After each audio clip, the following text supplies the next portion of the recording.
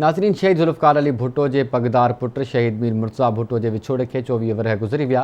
PP शहीद भुट्टो पारा corona सबब गड़ी खुदा बख्श में ॾिठल मुख्य जलसो मुलतवी किया वियो। इन हवाले से वीडियो लिंक ते मौजूद है रशीद अबड़ो। जी रशीद। पाकिस्तान पीपल्स पार्टी जे बानी कायद शहीद ज़ुल्फ़िकार अली भुट्टो जे वॾे फ़र्ज़ंद मीर मुर्तज़ा भुट्टो जी अॼु जेको आहे त 24वीं वरसी जेको आहे उन सिलसिले में पाकिस्तान पीपल्स पार्टी ऐं पाकिस्तान पीपल्स पार्टी शहीद भुट्टो पारां कोरोना सबब सादगीअ सां तक़रीबूं धार धार मल्हाई पियूं वञनि। जॾहिं त पाकिस्तान पीपल्स पार्टी पारां हर साल गड़ी खुदा बख्श में वॾो अवामी जलसो थींदो आहे जेको कोरोना सबब मुलतवी कयो आहे। जॾहिं त पाकिस्तान पीपल्स पार्टी शहीद भुट्टो सेंट्रल एग्जीक्यूटिव कमेटीअ जे मेंबर अॻवान गुलाम हैदर नारे जो सलीम चन्ना वरियाम चन्ना जी अॻवाणीअ में शहीद भुट्टो जे अॻवाननि ऐं कारकुननि तोड़े भुट्टो स्टेट जे मुलाज़िमनि गॾु खुदा बख्श भुट्टो पहुची मीर मुर्तज़ा भुट्टो जे मज़ार ते गुलनि जी चादर रखी उनखे खिराज तहसीन पेश कयो आहे। जॾहिं त पाकिस्तान पीपल्स पार्टी पारां भुट्टो हाउस नौंदोरो में जेको आहे त क़ुरान ख़्वानी कई वई आहे, जंहिंमें ज़िले सदर ख़ुर्शीद अहमद जूणो जो जनरल सेक्रेटरी एजाज़ अहमद लिगारी,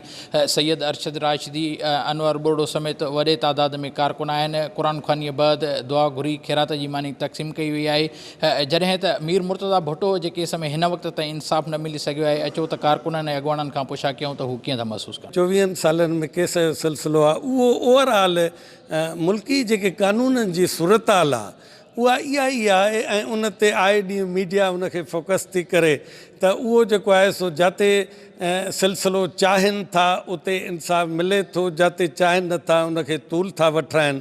तंहिंजे करे जेको आहे सी टोटली निज़ाम जो कसूर आहे ऐं उन कातिलनि ताक़तवर उन्हनि जो सिलसिलो आहे जंहिंमें जेको आहे सो ही इंसाफ़ जो असांजे शहीद मीर बाबा जे इनखे नथो मिले। शहीद मीर मुर्तज़ा भुट्टो जी जदोजहद जेका आहे उहा हक़ीक़ी तौर ते मज़लूम ऐं पीड़ियल तबिके जे लाइ हुई, जेको हिन मुल्क में जेका लाक़ानून था उन जे ख़िलाफ़ु हुई।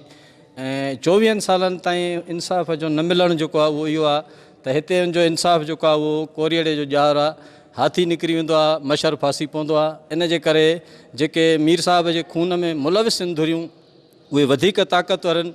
इन जे करे हिन महिल ताईं असांखे इंसाफ़ न मिली सघियो आहे। 24 वर्षीय असां वर्कर इहो वचन था कयूं त जेसि ताईं असांजे मीर बाबा असां इंसाफ़ न थींदो तेसि ताईं असां हीअ जदोजहद जारी रखंदासीं ऐं जेसि ताईं मुल्क में नाइंसाफ़ी बर्पा हूंदी तेसि ताईं असांजो हीअ एहतजाज जारी रहंदो। जी तव्हां अॻवाननि ऐं कारकुननि जूं ॻाल्हियूं ॿुधियूं। हुन जो चवणु आहे त हिन मुल्क में इंसाफ़ मिलणु नामुमकिन आहे, जंहिं करे शहीद मीर मुर्तज़ा भुट्टो जा ऐं पैरोकार संदसि वर्सीअ ते पहुची उनखे खिराज तहसीन पेश कराइनि।